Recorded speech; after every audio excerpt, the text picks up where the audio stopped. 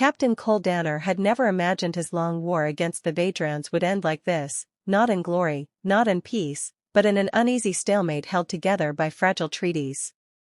15 years of fire and blood had carved him into a man of iron, but now command had saddled him with an assignment that felt more like punishment than duty: escort missions, ceremonial appearances, and endless peacekeeping patrols across enemy territory.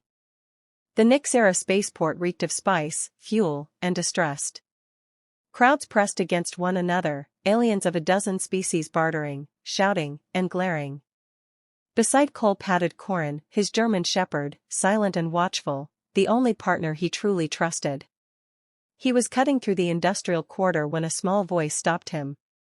3 girls stood in the shadows, their green-tinged skin glowing faintly beneath the neon haze. Their dresses were too fine for the filth of this district, their braided hair marked with the symbols of noble birth.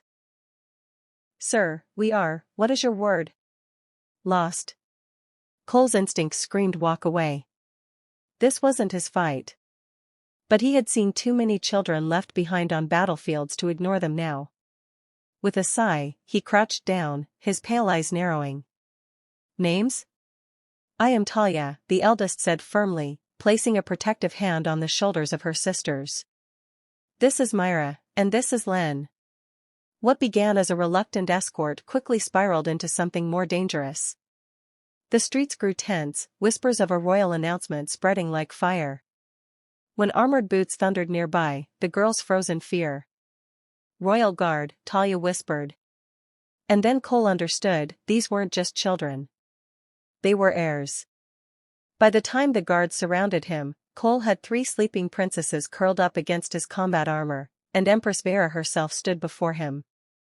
Tall, regal, and fierce, she was the same woman whose armies had nearly shattered Earth's colonies. Yet her gaze lingered on him, not with hatred, but with curiosity. "You protect my daughters," she said, her voice carrying steel. "Why?" Cole met her eyes without flinching. "Because they needed it." Instead of condemning him, the Empress appointed him as cultural liaison to her court. It wasn't a choice, it was an order veiled as diplomacy.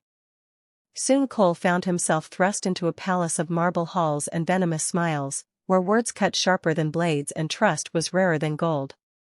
Vera herself tested him daily, in combat drills, in political debates, in moments that blurred the line between duty and something far more personal.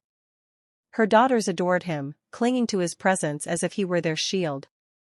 But when assassins struck the royal gardens, it was no game.